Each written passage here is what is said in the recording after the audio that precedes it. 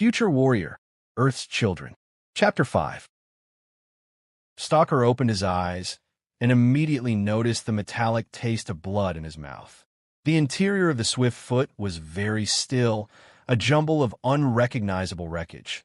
A large rent in the hull, revealing the dim gray landscape of the planet beyond. Stalker swallowed a mouthful of warm blood. Anyone else alive? Sound off. As if from nowhere, the shapes of people emerged from the wreckage as they began to move. Amongst the jumble, Stalker spied Link on the floor, his hand still firmly grasping his eliminator. "Remind me to put in a complaint," growled Link. "I paid for a first-class seat." Stalker pulled Link to his feet, both of them amazed that they were largely unhurt.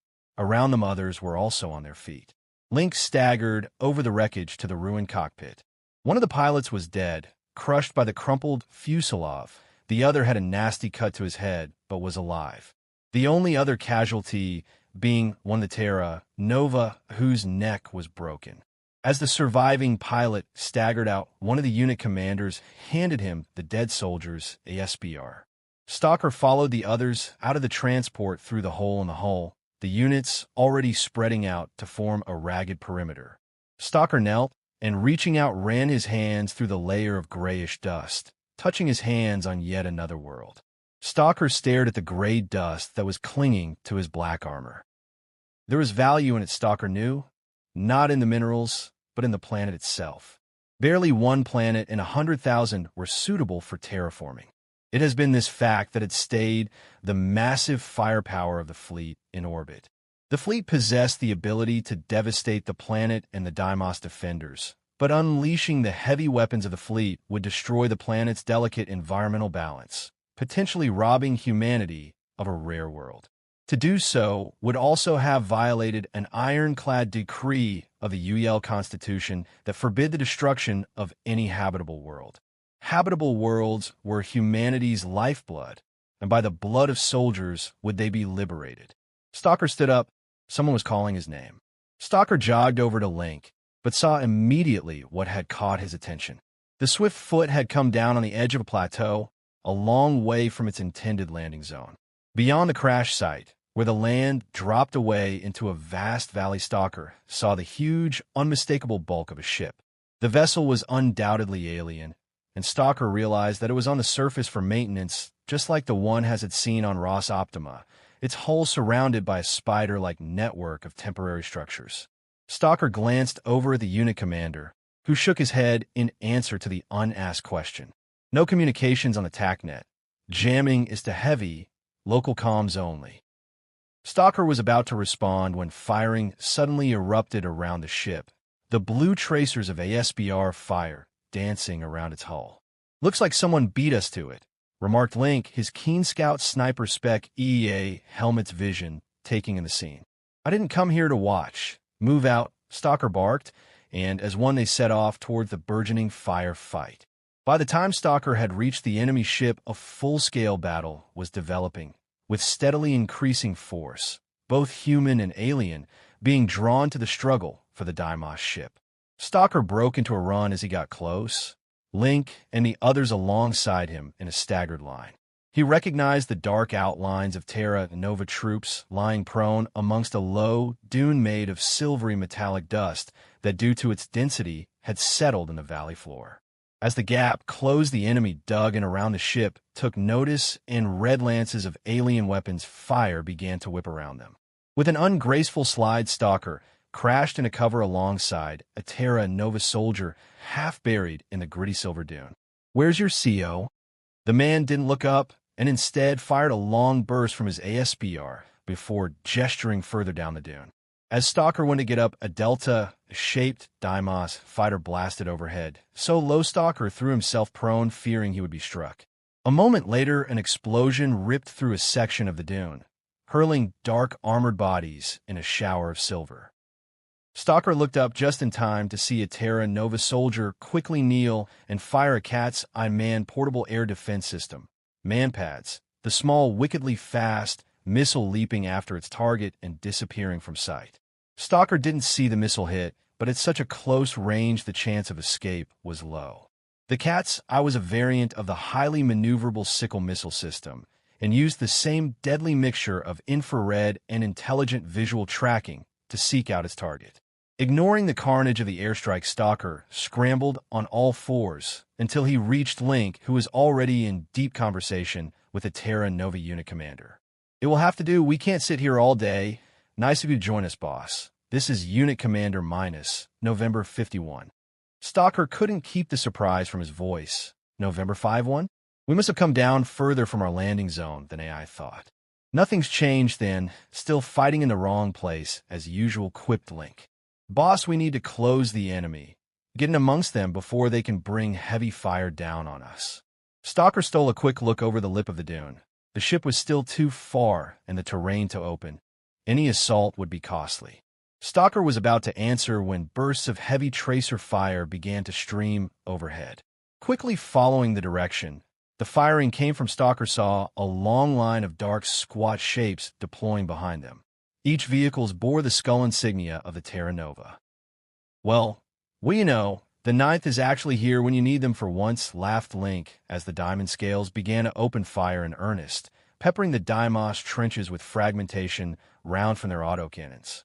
A few Deimos missiles darted towards the heavy IFVs, but were contemptuously brushed aside by the vehicle's advanced active defenses. The few Deimos heavy weapons were quickly silenced by the diamond scales, their multi-turrets twitching to armor-piercing pulse rifle fire to wreck any structures that resisted the high explosive fragmentation round from their autocannons. Clearly disadvantaged, the Deimos began to withdraw in good order towards the protective mass of the stranded ship, all the way harried by the now advancing Terra Nova infantry. The fighting had been as brutal as any Stalker could recall. The bottom of the trench was filled with debris and Deimos bodies, while further up the ridge one of the diamond scales burned, although what had destroyed its Stalker didn't know. Already Terra Nova soldiers were pressing deeper into the Deimos ship, pursing the Deimos defenders. But that fight was no longer Stalkers. The wider battle was underway, and the 21st Terra Nova were moving out after having fought a successful action several kilometers away from where Stalker had landed. Stalker had in fact been presumed killed in action. The fog of war increased by the successful Deimos jamming techniques, for which the UEDF still had no counter. Stalker, along with Link and the other 21st Terra Nova soldiers, were waiting for transport to join the next phase of the operation. With the initial landing zones now relatively secure and armored cavalry divisions deployed to cover the flanks, the UEA's heavy divisions were landing in force. While in orbit, the immense power of the Mechcom was waiting to deploy and crush the enemy main body once it revealed itself. The next hammer blow would fall on the nearby capital city of Sci-Fi, Janax. Named after a long-forgotten pioneer, orbital intelligence showed that Janax, despite already being laid to ruin during the retreat to Earth, was the center of the Deimos presence on the planet, and a cordon was slowly but surely being drawn around it. The Terra Nova was moving to join the Philistines in probing the city's outskirts for what was sure to be a bitterly resisted struggle. Stalker looked skyward as a swift foot swooped in, a cloud of grayish dust marking its arrival. From behind Stalker, a dull explosion reverberated from the Deimos Hulk, and smoke joined the dust rising into the air, men running towards the sound. As he began walking towards the swift foot where Link was already waving him over, Stalker realized he had not even flinched at the explosion. The noise of war had become all too familiar, a war which showed no sign of ending. Alvaro Valdez frowned as his leg began to grow numb, the bitter cold seeping through his armor conspiring with his long period lying prone to cause his leg's muscles to lose circulation. As he wriggled his toes in a losing battle to keep his leg awake, Alvaro kept completely still, his concentration focused on the icy wilderness stretching out before him. Around him, the men and women of his ambush team were invisible, no sign of them being visible amongst the ice. Alvaro had never been more proud of those he fought alongside than he had grown since being stranded on Laurasia. His soldiers had passed through discomfort and trial without complaint. Their silent professionalism had combined with a burning hatred of their foes to fuel their faith in their cause. The aliens had hunted them mercifully, launching massive operations that swept across the icy wilderness. But all had failed to end a resistance on Laurasia. Alvaro had come to realize that with the focus of the war elsewhere, both sides were effectively isolated on the planet from reinforcement and supply. So, the grim war of attrition had continued, the human insurgents too nimble and dispersed to eliminate, and the alien forces, restricted by the need to defend fixed locations, unable to establish effective control over the planet's vast icy surface. In response to the situation, both sides constantly changed tactics in the search for an advantage over their enemy. The aliens had control of the skies and tactical mobility, and used it to quickly reinforce and respond to attacks, while the insurgents used their local knowledge to restrict enemy ground operations and deliver hit-and-run attacks on targets of opportunity. Alvaro was waiting for one such opportunity. A nearby enemy stronghold had recently instigated heavily armored patrols both day and night to restrict any open movement. Alvaro had spent several days carefully studying the patrols, which always took different routes, their hover vehicles ideal for the harsh terrain. However, slowly a pattern had emerged. At least once every 3 days, one of the patrols would pass between a pass in the terrain, an icy gorge surrounded by high bluffs that funneled even the aliens' hover vehicles through a narrow gap. That this was an ideal ambush location was not lost on the aliens, and each passage was marked by an infantry sweep of the surrounding terrain before the vehicles made the transit.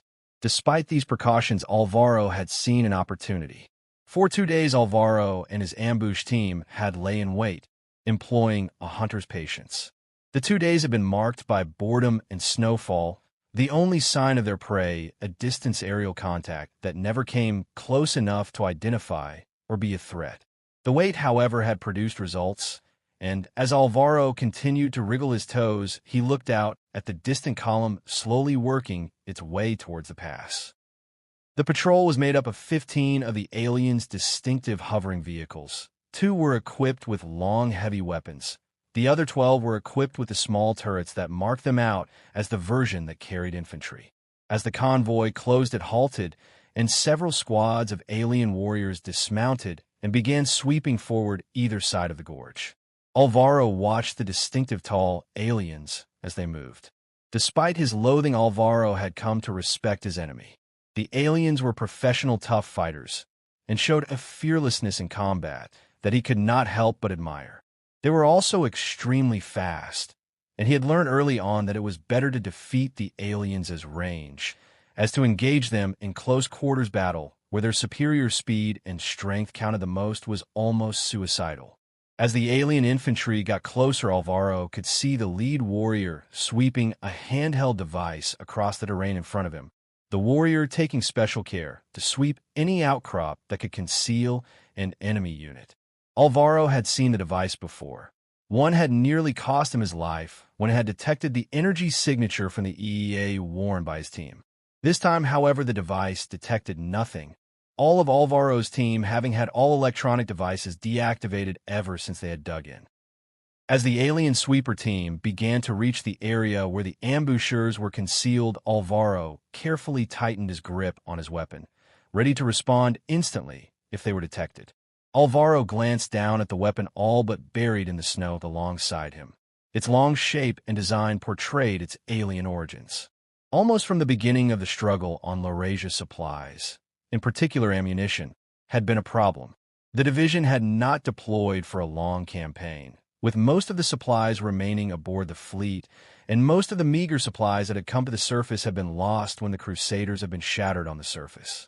As a result, almost all of the ambushing forces, including Alvaro, were equipped with weapons acquired from the bodies of the enemy. It was a classic insurgency tactic that allowed the insurgents to grow stronger while their foes grew weaker, and Alvaro had not let his pride prevent him from doing his duty. Alvaro's weapon was one of the long alien energy rifles, and despite its length, which made it slightly unwieldy in human hands, Alvaro had to admit it was a good weapon.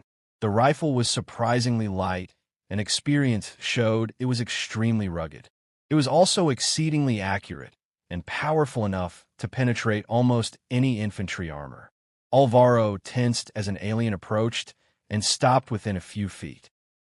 Its face was concealed behind the smooth helmet, and its body was fitted with thick but tight-fitting segments of armor.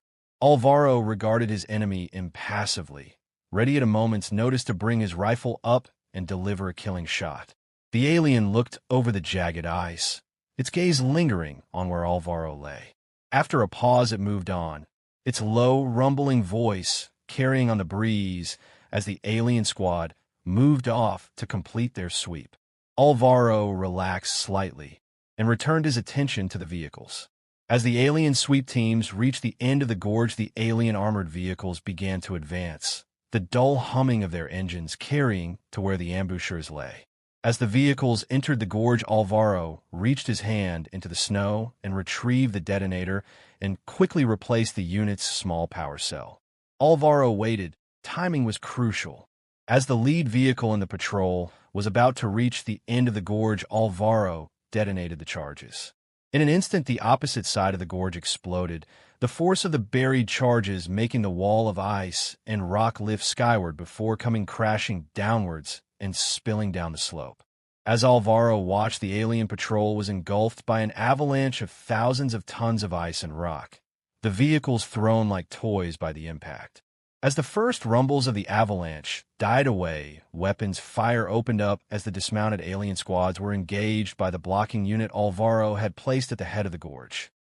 Alvaro sprang to his feet in a cascade of ice and snow and headed into the rubble-filled gorge. Around him, other members of the ambush team also emerged, seeming rise like wraiths from the ice as they unbared themselves. As Alvaro sprinted towards the floor of the gorge, he could pick out the alien vehicles. Many were upside down, some were crushed and dented, while others were buried completely. As he got closer, Alvaro spied the first movement, a hatch opening and a dazed alien dragging itself free. Alvaro brought his rifle up and, without a thought, put a red bolt of energy fire through the alien's chest. More aliens began to emerge, but they too were ruthlessly cut down as the ambushers swarmed over the shattered alien vehicles. Grenades were thrown into open hatches, and alien roars were answered with explosions and automatic fire. There were no cheers from the ambushers, no celebrations, no curses yelled in anger, just the cold clinical killing of soldiers to whom death was a means to an end. Alvaro glanced down the gorge. Firing was continuing, signaling not all of the dismounted aliens had been killed. "Quickly!" yelled Alvaro. "Grab what you can, we don't have long." Alvaro had his rifle up to his shoulder and scanned the debris field as his soldiers sorted through the wreckage and slipped into smoking alien vehicles to throw out gore-covered weapons and supplies. As soon as a soldier had as much as they could carry, they left, heading purposefully towards the relative security of the icy wastes. The firing at the head of the gorge had now ceased, and Alvaro could see running figures coming his way, all heavily laden with weapons and equipment stripped off the enemy dead. As each passed, Alvaro acknowledged them with a nod or a word, all the faces now as familiar as his own. Alvaro paused, his keen senses detaching a faint noise, the sound slowly growing louder. "Disperse!" Alvaro had managed a dozen strides when the first of the artillery rounds slammed to the ground. The shells exploded with a flash of plasma energy, the shockwaves shattering ice and sent clouds of snow swirling. The artillery came in fast and began smothering the entire gorge, the flashes rippling through the snow. As Alvaro cleared the gorge, he looked up and saw dark specks against the gray sky moving fast. Alvaro turned and with the rest of the ambushers ran for his life. The city was on fire, dark smoke hanging like a shroud over its ruined streets.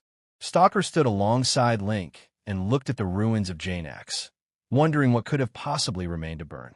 The city was a hollow shell of what it had been prior to the outbreak of the war. The UEDF withdrawal back to Earth had torn through the system, and Janax had been the scene of bitter fighting. Once again, Janax was under fire.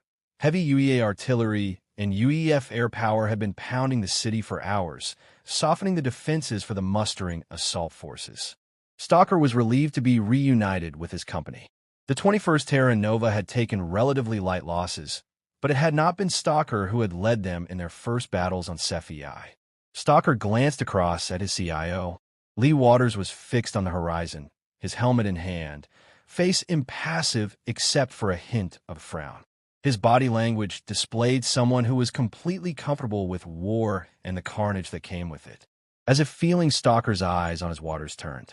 This is some sloppy arse shit. The artillery might kill a few of the enemy, but it will also make our assault harder. If we were determined to destroy the city completely, we could have just bombarded it from orbit and not wasted our damn time. And miss out on all this? Chimed in Link, gesturing to the ruined city around them. You aren't getting soft on me, are you, Waters? Waters swore and spat on the ground.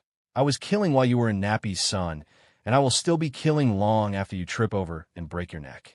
Link laughed, clapping Waters on the shoulder. I knew you were warming to me. Link was about to continue when something caught his attention. The group turned and immediately saw what was drawing Link's gaze. Behind them, approaching fast, was a column of diamond scales with 2 striders flanking them. All were painted the distinctive dark green of the Philistines. As the column approached the vehicles and the striders began to split off and deploy alongside the Terra Nova vehicles assembled along the line of advance. 2 diamond scales stopped and armored figures emerged.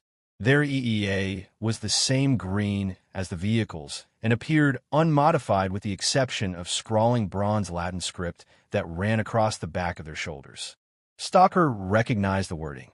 He had seen it years before on Mars.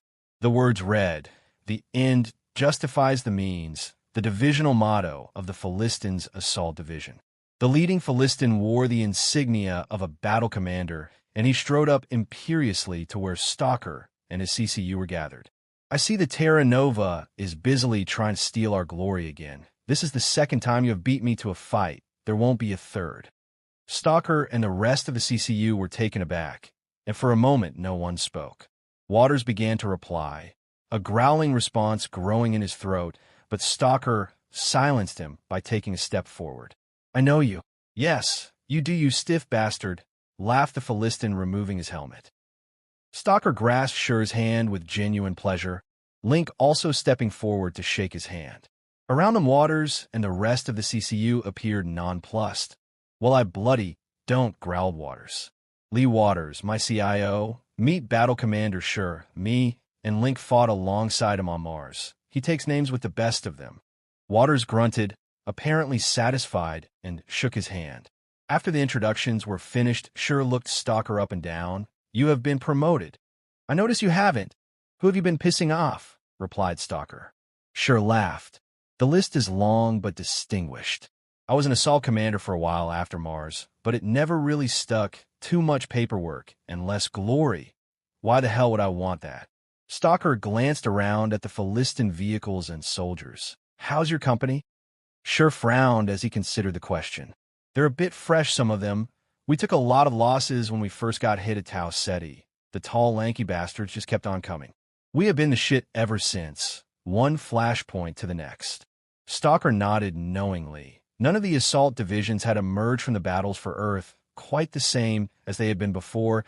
To many veteran soldiers and leaders have been lost, and their knowledge and experience with them. Over the next hour, more and more forces arrived, while beyond the front line, the city of Janax continued to be reduced through artillery and tactical airstrikes. At one point, a flight of skirmisher assault gunships swept overhead, and Stalker thought of Zoe, but he knew she wasn't in action that day. Zoe's command, the 551st Aviation Regiment, remained in orbit as part of the tactical reserve. Stalker wondered if he was wrong to be thankful that she was safe. How would he have felt if the situation was reversed? The answer never came as word came from TACCOM to commence offensive operations. Janax was now surrounded by a cordon hundreds of kilometers across. The Deimos forces within had not tried to withdraw as the noose had to tighten around city, knowing that there was nowhere to go. The more they moved, the more the UEF air power pounded them. Instead, they had dug in deep to the rubble, holding on inch by bitter inch, perhaps hoping that their fleet would relieve them. In the wars of the past, besieged cities would have been left to wither, cut off from supplies. But in this wartime, and momentum were of the essence, and to achieve the UEDF's goals, the Deimos defenders would be destroyed in detail by overwhelming force. As the appointed time was reached, Stalker began advancing alongside Link, Waters, and Shure. Around them, the Terra Nova and Philistin units were intermixed as the infantry probed forward, clearing a path for the Diamond Scales behind them. As they moved forward, the CCU spread out amongst the assault units, following standard tactical doctrine to avoid a single hit decapitating the company's leadership. Stalker tightened the grip on his ASBR as further ahead, the rapidly advancing forces encountered the first resistance and the distinctive sounds of battle commenced.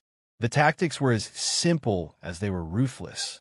With much of the Deimos armor and heavy weaponry destroyed by the air and artillery strikes, the attacking forces advanced until they encountered an enemy position. As soon as it was pinpointed, the supporting armor and infantry using handheld heavy weapons would pound it to dust. The advance would then resume. As the first strong points were overcome, Stalker kept a close watch on the condition of his company and his HUD, the scrolling data from his command spec EA helmet keeping him informed of the company's dispositions and casualties, while the ComNet chatter gave him good awareness of the combat taking place. Inside, a part of Stalker strained to be released and to join his leading units, but he resisted it. He had faith in his unit commanders to get the job done. What they needed from him was to let them get on with the job of fighting and to command the company. The assault ground on seemingly endlessly, and time lost its meaning as it was blurred by the constant rhythm of battle. Not for the first time, Stalker glanced up at the darkened sky ahead of him. The smoke from the ruined city was thick and black, and as he watched it roiled and heaved, resembling the restless thunderclouds Stalker had seen many times back on Earth. The dark heralds of monsoon had promised rain and new life. Stalker wondered what these once promised. Stalker squeezed off a burst of fire and took cover as return fire came his way, the energy fire making a fizzing noise as it struck the plascrete rubble. The Deimos strongpoint was the remains of a collapsed multi-story building, the ruins forming a defensive position riddled with tunnels and hidden firing points. The ruins, like everything else on Sci-Fi, was varying shades of gray monotone, with the local plascrete being made from the planet itself and rich with iron ferrite dust.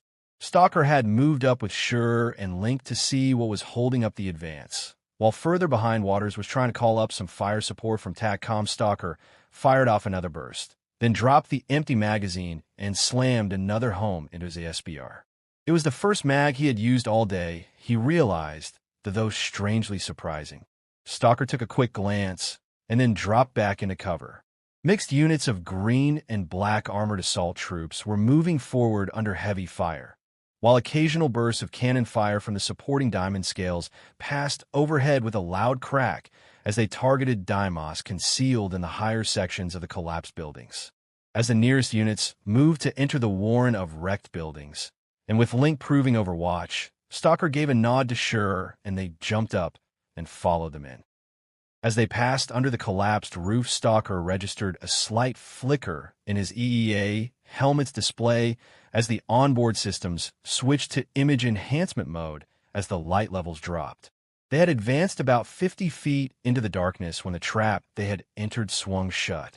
The explosion, when it came, was as sudden as it was shocking. Stalker did not know how he had been knocked off his feet, his brain only recovering in time to register a dull thud as he rebounded off a plascrete wall and slid to a crumpled heap in the dust.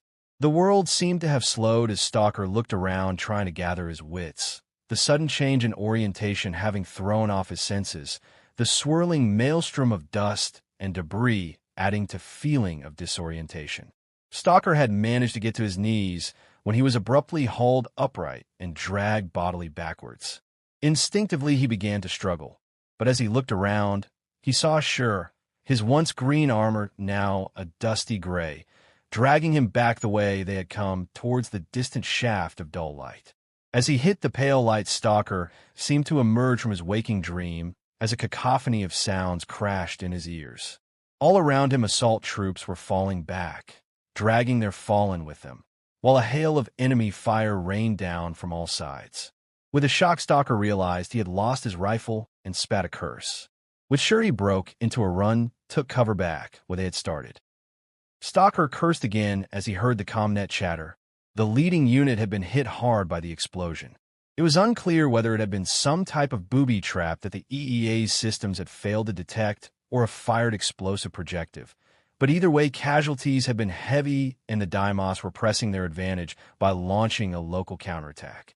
Stalker tasted blood in his mouth, and his back felt strange, but he ignored it, and instead focused on regaining control of the situation, while close by Sure and Link added their fire to the fighting.